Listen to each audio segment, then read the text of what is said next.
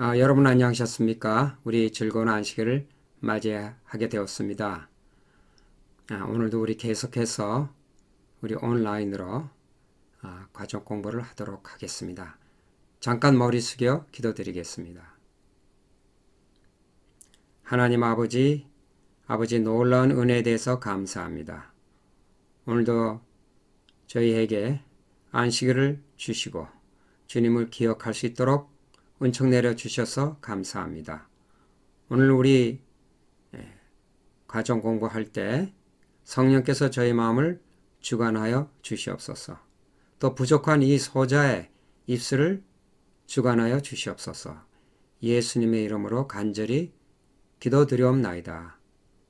아멘. 네, 우리 성도 여러분들 일주일 동안 안녕하셨습니까? 오늘도 우리 계속해서 우리 제12과 가족 공부를 우리 하도록 하겠습니다.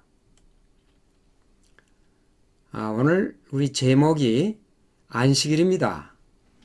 안식일, 하나님의 성품을 경험하고 실천함. 네, 참 제목이 좋습니다. 네, 우리 안식일은 하나님의 성품을 경험하는 날이고 우리가 그것을 실천해보는 그런 날이라고 그랬어요. 참 우리 제목만 잘 이해해도 오늘의 공부는 다 한 것이 아닌가 그런 생각을 해봅니다. 기억절에 있는 말씀. 또 이르시되 안식이 사람을 위하여 있는 것이요 사람이 안식일을 위하여 있는 것이 아니니 이러므로 인자는 안식일에도 주인이니라. 마가복음 2장 27절 28절에 있는 말씀입니다. 처음부터 안식일은 배움의 날이었습니다. 하나님은 그날 우리가 그분의 성품에 대해서 더 많은 것을 알아가기를 바라십니다. 그리고 삶에서 무엇이 더 중요한지를 깨닫고 그것을 실천하는 기쁨을 누리기를 기대하십니다. 하나님은 그날을 우리를 위해 제정하셨습니다. 여기 잘 살펴보면요. 이 안식일이 이게 보통 날이 아닌 것 같아요. 다시 말하면은 우리가 안식일을 통해서 하나님을 맛볼 수가 있다고 그런 것 같아요. 정말 무한한 축복이 그 가운데 있지 않나 이렇게 생각해 봅니다. 오늘 우리 안식일을 우리가 어떻게 지켜야 되는가에 대해서 이제 다섯 이제 소목으로 이렇게 나누어 오늘 공부하게 되겠는데 그 첫 소재가 감탄해야 할 시간. 이 안식일은 우리가 감탄해야 할 그런 시간이라고 그랬어요. 자, 우리 창세기 2장 2절에 이런 말씀이 있습니다. 하나님이 그가 하시던 일을 일곱째 날에 마치시니 그가 하시던 모든 일을 그치고 일곱째 날에 안식하시니라. 하루는 지구가 정하고 한 달은 달이 정합니다. 그리고 1년은 해가 정합니다. 그러면 일주일은 이 천연계에 뭐가 정하죠? 천연계에 일주일을 알리는 아무 제도도 없습니다. 이 7일은 하나님께서 명하셨기 때문에 생겼습니다. 단지 그 이유뿐이 없습니다. 창세기 2장 2절에 하나님께서 일곱째 날을 창조하셨습니다. 네, 그 말씀을 하고 계신 겁니다. 1장에서 우리는 완전한 아름다움을 추구하는 눈을 가지신 전능하고 예술적인 창조주에 대해 알게 된다. 그 다음 2장에서는 인류가 서로를 사랑하고 다른 피조물들을 돌보기를 바라시는 관계의 하나님을 만난다. 네, 우리 과정책의 164페이지에 아주 좋은 말씀이 있습니다. 우리 학계에서는 신학계에서는 1장과 2장을 가지고 많은 논란이 있습니다. 1장 다르고 2장 다르다. 1장에 창조가 있고 또 2장에서의 창조가 있다. 그렇습니다. 그러나 여기에 우리 저자께서는 아주 참 잘 정리를 하셨습니다. 1장에는 그리고 창조에 대해서 우리가 알게 되고 2장에서는 그 안식일과 그 피조물과 하나님 그 관계를 얘기하고 있는 거다. 그래서 서로 잘 조화되는 것으로 이렇게 말씀하고 있습니다. 부조와 선지자 48페이지 이런 말씀이 있습니다.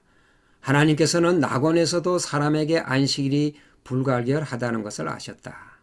그는 하나님의 작품들을 더욱 충분히 숙고하고 그분의 능력과 선하심을 명상할 수 있도록 7일 중 하루 동안은 자신의 이익과 일을 제쳐놓을 필요가 있었다.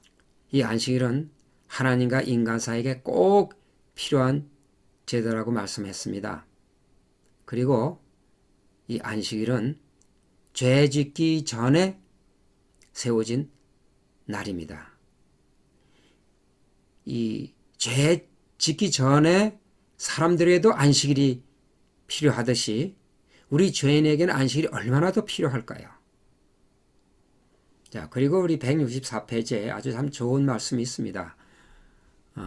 여러분과 저하고 같이 이 말씀을 정말 주의 깊게 한번 읽어보도록 하겠습니다. 그대는 소리의 향연에 도취되고 수많은 색채와 형태에 압도되어 말을 잇지 못한다. 그대는 맛과 향에서 느끼는 다양한 기쁨의 탄성을 지르고 온갖 촉감에서 오는 기쁨을 탐색한다. 무엇보다 그대는 책임, 돌봄, 사랑 등 관계에 대해서 알아간다. 그대는 그것을 창조주와 더불어 경험한다. 그들에게 그날은 감탄해야 할 시간이었다.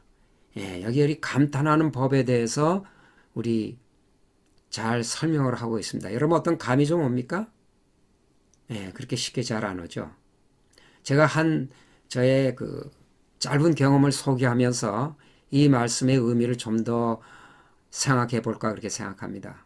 여러분 그 LA는 그 디즈니랜드 아마 다 가보셨을 겁니다. 이 플로리다 올랜도에 가면은 디즈니 월드가 있습니다. 그 디즈니 월드는 상당히 그 규모가 큽니다. 디즈니 월드 안에 5 내지 한 7개의 그 어뮤즈먼트 파크이 이렇게 같이 있어요. 그 중에 하나가 이제 앱갓 센터라고 있습니다. 이것은 인류의 공동 문제를 가지고 어떻게 우리가 그 문제를 풀면서 행복하게 서로 도우며 살 수 있을까 하는 그런 팀을 갖고 만든 파크이기 때문에 아주 굉장히 교육적입니다. 40년 전에 이곳에 제가 엔지니어로 근무한 적이 있습니다. 저의 일은 여기 보이는 그 에너지 파빌리온의 그 극장의 기기들과 라이드 시스템의 소프트웨어를 디자인하는 일이었습니다. 이 극장에는 한 번에 600명의 관객이 들어옵니다. 한 쇼가 끝나면은 전체 극장이 움직여 다른 곳으로 움직이면서 애니메이션을 구경하고 더 큰 70mm 3개의 스크린이 붙은 극장으로 들어가 마지막 피날레를 장식하는 상당한 규모로 되어 있는 극장입니다.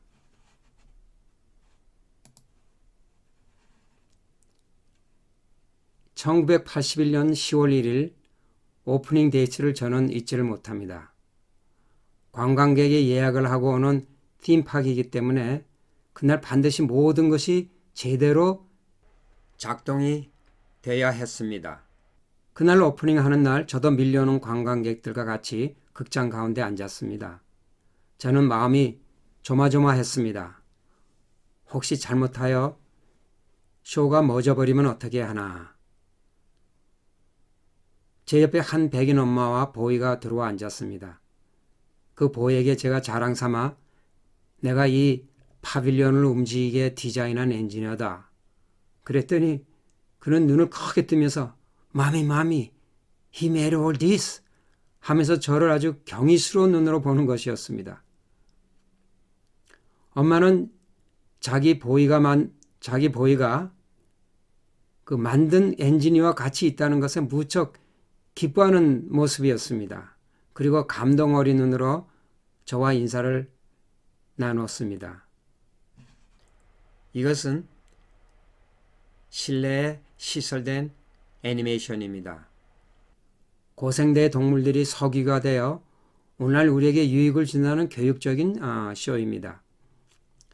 한 쇼가 끝나고 큰 극장 전체가 움직여 다른 곳으로 이동할 때마다 어둠 속에서 와 하며 퍼지는 탄성 소리에 이렇게 감동을 하고 즐기는구나. 뭐라 그럴까요? 제 가슴이 터진다 그럴까요? 가슴이 아주 째지는 것 같은 그런 경험이었습니다. 제가 저를 자랑하려고 이렇게 이야기를 하는 것이 아닙니다. 그때 제가 깨달은 것이 하나 있습니다. 제가 아주 깊은 교훈을 배웠어요. 이렇게 인간이 만든 것을 가지고도 사람들이 즐기고 감탄을 하면은 그렇게 감격을 하는데 하나님께서 만든 이 창조물을 우리가 감탄하고 즐길 때 하나님은 얼마나 기뻐하실까? 제가 이게 작은 경험이지만은 어떻게 우리가 그 하나님께서 만든 창조물을 대해야 될까 하는 것을 제가 그때 배웠어요. 그것을 생각하면서 이걸 다시 한번 우리 읽어보도록 하겠습니다. 그대는 소리의 향연에 도취되고 수많은 색채와 형태에 압도되어 말을 잇지 못한다. 우리가 그 천연 하나님께서 만든 창조물을 우리가 감상할 때 그 소리에 도취되고 색채와 형태에 압도되어서 말을 잇지 못한 그런 때가 있었습니까, 여러분?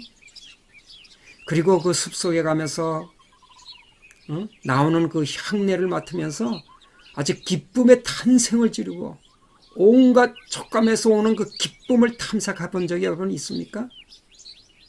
그 무엇보다도 그 자연 가운데 있는 새들, 동물들이 서로 새끼를 위해서 음식을 날라다 주고 서로 돌보고 서로 사랑하는 그 관계에 대해서 알아가면서 배우면서 아주 익사이팅한 여러분 그런 경험들을 가지고 있습니까?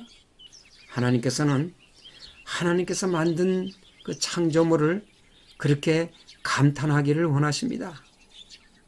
여러분 그 소년이 경이스러운 눈으로 저를 보면서 감탄할 때 그 모습을 저는 잊지 못합니다. 우리가 하나님의 그 창조물을 감탄할 때 정말 하나님은 얼마나 즐거워하시면서 감격해 하실까요?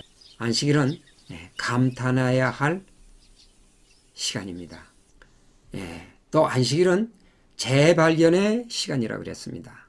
볼지어다 여호와가 너에게 안식일을 주므로 여섯째 날에는 이를 양식을 너에게 주는 것이니 너희는 각기 처소에 있고 일곱째 날은 아무도 그의 처소에서 나오지 말지니라. 출애굽기 16장 29절에 이스라엘 백성이 광야에서 먹을 것이 없을 때 하나님께서 만나를 내리셨어요. 그래서 매일 아침에 광야에 나가서 한 사람당 한 오멜씩 걷어들여서 매일 양식으로 삼으라고 그랬어요. 그 이상 더 담아오면 썩었어요. 그리고 금요일 날은 이틀치를 양식을 거두라 그랬어요. 안식일에는 거두러 나가지 말라 그랬어요. 그래서 사람들이 그대로 한 사람들은 금요일에도 먹고 안식일에도 걷지 않아도 안식일에도 먹을 수가 있었어요. 그것을 믿지 않은 사람들은 안식일에 나갔다가 그날의 양식을 구하지 못했어요. 하나님께서 왜 이렇게 하셨을까요? 거의 강제적으로 이렇게 교육을 시키셨어요.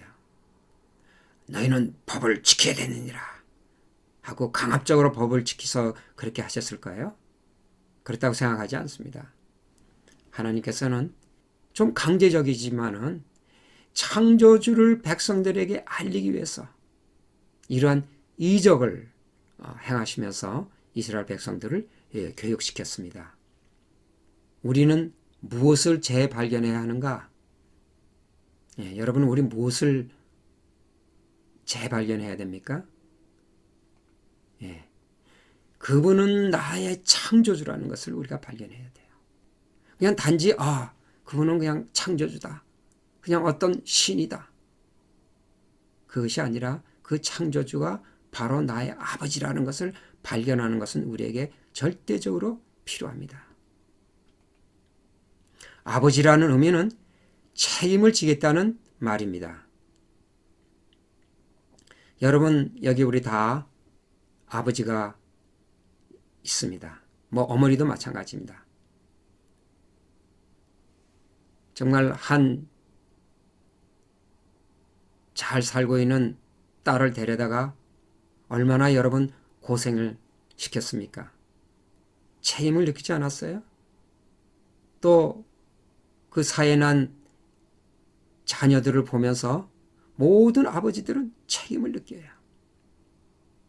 혹시 여러분 아버지의 눈물을 흘려본 분이 있는지 모르겠습니다. 뭐 아파서 흘린 것이 아니라 아버지로서 그 책임 때문에 눈물을 흘려본 적이 있습니까, 여러분? 아마 그런 분들이 있을 겁니다. 예, 아버지라는 의미는 책임을 지겠다는 말입니다. 그래서 아버지라는 이 단어 한마디에 우리의 현재와 미래가 다 있습니다. 이 하나님 아버지의 속성을 바로 이해하게 되면 우리는 구원의 확신을 가질 수가 있습니다. 그 아버지에 대한 신뢰 때문에 우리의 구원의 확신을 가질 수가 있습니다. 나의 어떤 그 믿음, 내가 어떻게 노력해서 쌓아온 믿음을 우리는 믿을 수가 없어요. 우리의 구원의 확신은 내가 쌓아놓은 믿음이 아니라 아버지의 속성을 이해하고 그 아버지를 확인하는 순간 우리는 구원의 확신을 가질 수가 있는 겁니다. 여러분. 내가 아니라 아버지란 말입니다. 아버지는 확실히 책임을 지기 때문에 그 사실을 우리가 확인하게 되면 우리는 구원의 확신을 가질 수 있다 이 말입니다. 안식일은 재발견하는 시간입니다. 자, 그 다음 우리 소재는 우선순위를 배우는 시간이라고 그랬습니다. 만일 안식일에 네 발을 금하여 내 성일에 오락을 행하지 아니하고 안식을 일컬어 즐거운 날이라 여호와의 성일을 존귀한 날이라 하여 이를 존귀하게 여기고 내 길로 행하지 아니하며 내 오락을 구하지 아니하며 사사로운 말을 하지 아니하면 내가 여호와 안에서 즐거움을 얻을 것이라. 여호와 하나님 아버지를 우리가 발견하고 확인하게 되면은 우리가 그 하나님 아버지가 우리를 존귀하게 여깁니다. 우리를 존귀하게 여깁니다. 그러면은 우리도 그 아버지에게 존귀하게 여겨야 된다 그 말이에요. 우리가 하나님에게 대접을 받고자 하는 대로 우리도 하나님께 대접을 해야 된다 그 얘기예요. 안식일은 즐겁고 존귀한 날이 되어야 한다. 안식일은 우선순위를 배우고 그것을 실천하는 시간이다. 다른 날은 특별히 그런 날이 없어요. 안식날만은 우리가 특별히 구별을 해서 하나님을 위해서 우선순위를 배려함으로써 하나님과의 교제를 하는 겁니다. 우리가 신과 교제하는 거예요. 그러면서 우리가 성품을 배우고 그분의 그 어떤 뜻과 성격을 배워가면서 우리가 교제하는 거예요. 그것을 하는 시간이 바로 이 안식이라는 겁니다. 그러나 너희가 안식을 거룩하게 지키라는 나의 말을 듣지 않고 안식일에 짐을 옮기며 예루살렘의 성문 안으로 짐을 가지고 들어오면 내가 이 성문에 불을 질러 예루살렘의 궁궐을 태워버릴 것이다. 아무도 그 불을 끄지 못할 것이다. 야, 이게 좀 아주 무시무시한 얘기가 있습니다. 하나님은 안식일을 존중하지 않고 싶다는 그들의 태도를 그분과 그들의 삶 사이에 관계가 없다는 징표로 보셨다. 우리 안식일은 예를 들면은 결혼 다이아몬드 반지하고 같습니다. 이것은 서로 다이아몬드 반지를 사랑하는 사람에게 주는 것은 그 관계 표시를 하는 겁니다. 이 안식일을 소홀히 한다는 것은 하나님과의 관계를 소홀히 한다는 거예요. 내가 어떤 관계를 맺고 있느냐, 그 관계를 내가 얼마나 존중하는가. 그래서 이 안식일을 막 지나는 것은 하나님께서는 너하고 나 사이에 관계가 없다는 그런 징표로 보셨다는 거예요. 그래서 하나님께서는 안식일을 특별한 방법으로 우리가 지내기를 원하시는 겁니다. 관계 때문입니다. 그리고 소홀히 하는 것은 관계가 없다는 거로 하나님께서는 그렇게 받아들이겠다는 겁니다. 또 안식일은 균형을 찾는 시간이라고 그랬는데 이게 무슨 의미냐면은 18회의 그 동안 귀신이 들린 그 여자가 있었습니다. 또 허리를 펴지 못해서 구부정했어요. 그래서 예수님께서 그를 불쌍히 여기셔서 안수하니까 여자가 곧 펴서 하나님께 영광을 돌렸어요. 그러니까 마침 그 장소에 회당장이 있었어요. 아니 그런 병 고치는 일은 일인데 엿새 동안에 있지 않느냐. 그 엿새 동안에 고치면 됐지. 왜 하필 안식일에 그 병을 고치려고 그러느냐. 이는 말이 됩니까? 말이 돼요. 일반 날에 고쳐도 되는 것을 왜 하필 그 안식일을 그런 그 병 고치는 해서 일을 하려고 그러느냐 하는 것이 이제 질문이었어요. 그때 예수님께서는 이렇게 말씀하십니다. 나귀를 외양간에서 풀어내어 이끌고 가서 물을 먹이지 아니하겠느냐? 내 나귀가 말입니다. 내 나귀가 외양간에서 목이 말라 있게 되면 풀어 끌어오고 나서 그날 물을 먹이지 않겠느냐? 여기 18년 동안 사탄에게 매임받았던 이 아브라함의 딸을 안식일에 이 매임에서 푸는 것이 합당하지 아니하냐 하고 이렇게 질문합니다. 안식일 날 해도 될 일을 우리가 어떻게 결정할 수 있을까요?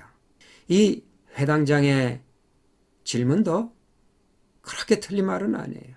더군다나 그때 당시에 바리새인과 이스라엘 백성들이 율법주의로 사는 모든 사람들에게는 예수님이 이렇게 얘기했다 그래도 이단으로 들렸지 그것이 정당하다 들리지 않았을 겁니다. 그런데 여러분 여기 아주 그 중요한 단어가 있습니다. 여러분 뭔지 아십니까? 예, 바로 이 아브라함의 딸입니다. 너희들 지금 너희 소나 염소나 양이 목마르게 되면 너희 안식일에도 가서 물 먹이고 그러지 않느냐 이거예요. 너희 양을 죽이지 않기 위해서 병들지 않기 위해서 그러지 않냐면 다 그러고 있단 말입니다. 왜? 너의 소유기 때문에 너의 소유 때문에 너희가 다 그런다 이 말이에요. 자, 이 아브라함의 딸이라는 얘기 뭐예요? 이 18년 동안 귀신 들은 이 여자도 너의 형제라는 거예요. 아브라함의 딸이라는 거는 같은 형제라는 얘기예요. 너의 소유라는 얘기예요. 너의 외양간에 있는 나귀가 너의 소유이기 때문에 너희가 그거를 물을 먹여야 된다는 것에 대해서 조금 더 의심하지 않듯이 너희가 만일 그 18년 동안 귀신 들렸던 여자가 만약 너희 딸이었다면은 너희가 그 딸을 살리려고 애쓰지 않겠느냐? 너희가 부모라면. 바로 그 얘기예요. 우리가 우리의 이웃을 내 형제로 볼 때 우리의 생각은 달라진다는 거예요. 우리 안식일은 또 공동체를 위한 시간입니다. 예, 안식일은 어떤 일을 했습니까? 바울이 자기의 관례대로 그들에게로 들어가서 새 안식일의 성경을 가지고 강론하며 바울과 그의 일행은 그들이 겪은 개인적인 경험과 이해가 어떻게 성경의 맥락 안에서 의미가 통하는지를 보여주었다. 그들은 정보를 제공하면서 동시에 논쟁과 토론을 벌였다. 172페이지에 이런 말씀이 있습니다. 예, 우리 안식일에 또 중요하게 우리가 빼놓지 않으려는 우리 공동체, 다시 말하면 우리 교회라고 할 수 있겠죠. 교회를 위해서 우리 예배 보는 일, 또 성경을 가르치는 일, 방문하는 일, 이 공동체를 위해서 하는 일들, 그런 위해서 우리가 하는 일들은 이 안식일날 할 참 중요한 일이다. 이렇게 말씀하고 계십니다. 자, 우리 오늘 배운 말씀을 다시 한번 정리해 보겠습니다. 자, 우리 안식일날 우리가 해야 될 일들, 반드시 해야 될 일들이 어떤 것들인가? 감탄해야 된다고 그랬어요. 감탄을 해도 그냥 감탄하는 게 아니라 아주 그냥 감탄을 하라 그랬어요. 우리가 아주 하나님을 창조주를 경이로운 눈으로 보면서 우리가 하나님께 정말 감탄을 보낼 때 우리 하나님은 얼마나 기뻐하시고 얼마나 감격해 하실 것을 우리가 상상해 보시기를 바랍니다. 그리고 재발견의 시간이라고 그랬어요. 안식일에는 우리가 이 아버지를 다시 확인하면서 그 아버지가 나를 구원할 수밖에 없다는 그 안식일을 통해서 우리가 구원의 확신을 하는 그러한 시간으로 우리가 해야 된다고 그랬어요. 그리고 그 발견한 그 아버지가 우리를 존귀하게 여기듯이 우리도 그 관계를 존귀히 여겨야 된다고 그랬어요. 그냥 일상생활 것이 아니라 그 관계를 더 돈독히 하기 위해서 그러한 필요한 행위들을 반드시 우리가 이 안식일을 통해서 할 수 있다고 해요. 그리고 안식날 우리가 할 수 있는 일들은 형제를 찾는 시간입니다. 우리가 이웃에게 어려움을 당할 때 그를 내 형제로 생각하고 우리가 형제를 찾는 그런 우리가 안식일이 할 수 있는 일이라고 생각이 됩니다. 그 다음에 우리 공동체, 사실 공동체도 알고 보면은 우리의 형제입니다. 우리의 형제들을 위해서 우리가 섬기고 또 우리가 그들을 가르치고 돌보는 이러한 일들을 우리가 이 안식일 날 할 수 있는 것이라 그랬어요. 근데 이 안식일을 통해서 우리가 하나님께서 원하시는 건 뭐냐? 이런 모든 과정을 통해서 우리가 거룩하게 된다고 그랬어요. 여러분이 구원 얻는 거는 이 안식일을 통해서 우리가 연습하는 거예요. 구원의 확신을 안식일마다 우리가 반드시 할 수가 있어요. 여러분 여기서 제일 중요한 것은 무엇이라고 생각됩니까? 저는 2번이라고 생각됩니다. 재발견의 시간.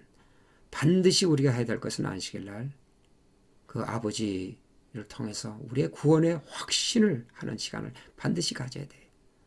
그 다음에 중요한 것은 그 관계를 존귀히 여기는 거예요. 그러니까 아버지와의 관계를 우리가 존귀히 여김으로써 관계를 더 돈독히 해라. 우리가 소홀히 하게 되면요, 그만큼 소홀해져요. 이 두 가지는 우리가 안식날 꼭 해야 된다고 그렇게 생각이 됩니다. 천국 생활을 사실 연습하는 겁니다. 자, 오늘 이것으로 우리 과정 공부를 마치도록 하겠습니다. 감사합니다.